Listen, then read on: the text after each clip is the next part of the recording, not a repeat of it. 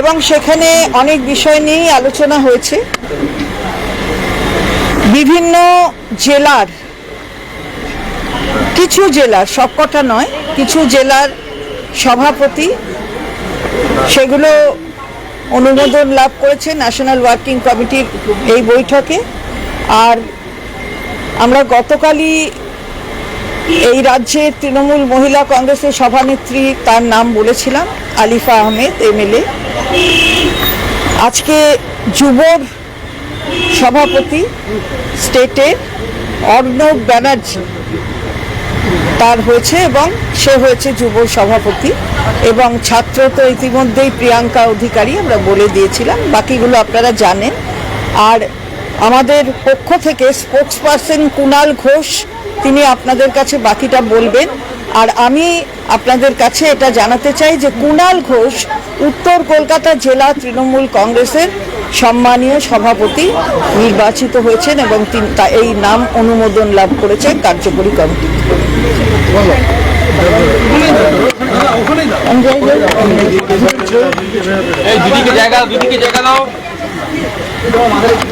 দাঁড়াও, একটু দাঁড়াও, যা আরে পিছোচ্ছি,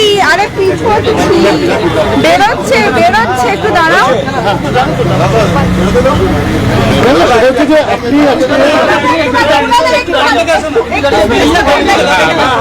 আজকে আপনি উত্তর কলকাতার জেলার সভাপতি হিসেবে নির্বাচিত হলেন, কি বলবেন? একদিকে সুদীপ বন্দ্যোপাধ্যায়, তিনি উত্তর কলকাতার জেলার সভাপতি, তিনি আপনি নাম লেখালেন, দলকে সম্পূর্ণ অন্ধকারে রেখে কঠিন সময় আপনাকে দায়িত্ব দেওয়া হচ্ছে, কি বলবেন? যারা দলের ভালো সময়, সেই সময় যারা স্বপ্ন আঁকড়ে বসেছিল, সেই buy one get one free company অন্যদিকে সুযোগ সন্ধানী চেহারা দেখিয়েছে, মমতাদি যা ভরসা রেখেছিলেন সেগুলো, ফলে আমরা সবাই গোটা বাংলায় সব কর্মীরা এক কাট্টা আছি। আজকে বিশেষ জরুরি জাতীয় কর্মসমিতির ওয়ার্কিং কমিটির সভা হয়েছে, তাতে দুজন বিশেষ আমন্ত্রিত ইনক্লুডেড হয়েছেন সাংসদ সৌগত রায় এবং জ্যোতিপ্রিয় মল্লিক।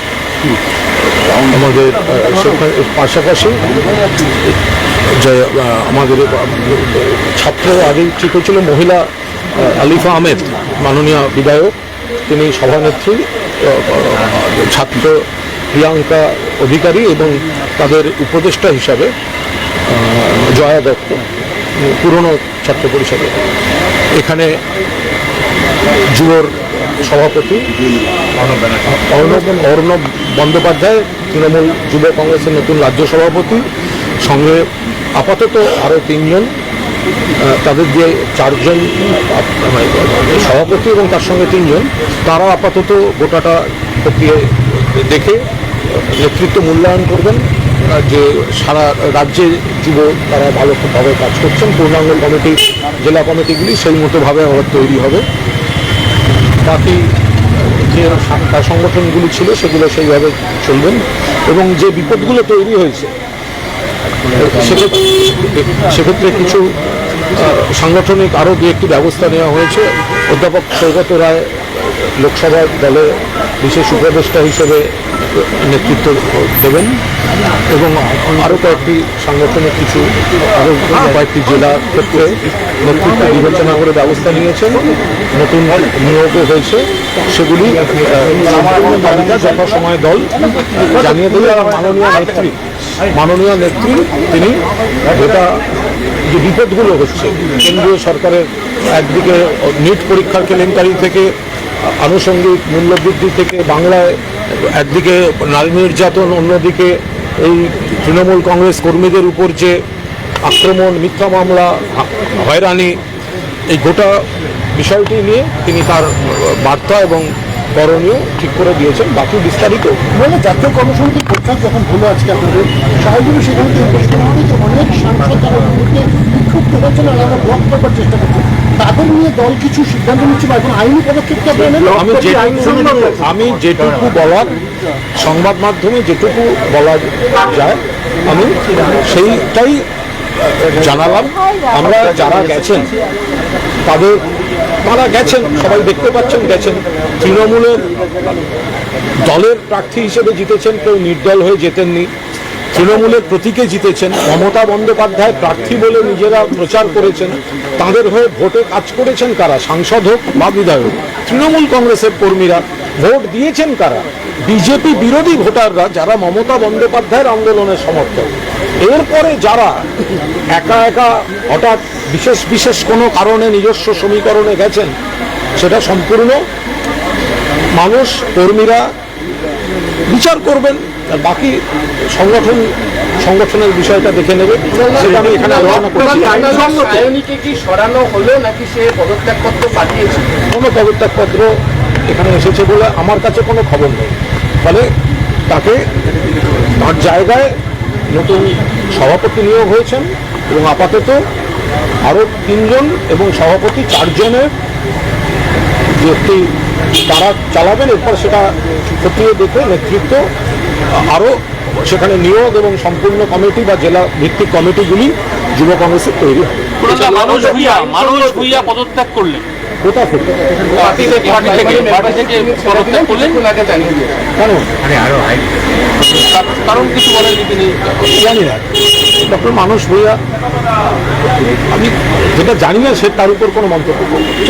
আজকে क्या डिसीजन हुआ ये national working national working committee का आगे देखिए सेशन था। वर्किंग कमेटी में special invitee new 2 members, professor Saugata Roy, honourable MP और ज्योतिप्रिया मल्लिक।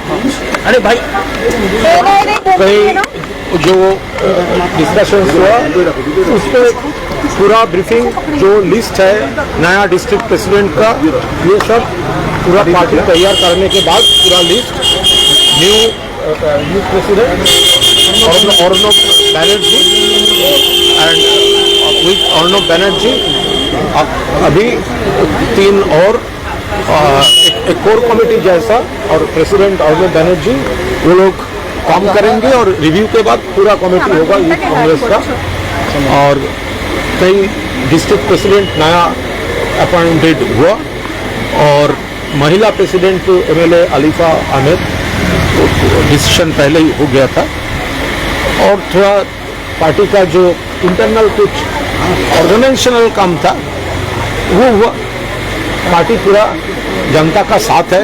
जो लोग जा रहे हैं, एमपी हो या एमएलए, जो लोग जा रहा है तो वो इंडिपेंडेंट तो नहीं है, वो तो तृणमूल कांग्रेस कैंडिडेट, पार्टी का सिंबल, दीदी का तस्वीर, इलेक्शन के टाइम में हम ममता दीदी का कैंडिडेट उम्मीदवार, ये सब हुआ था।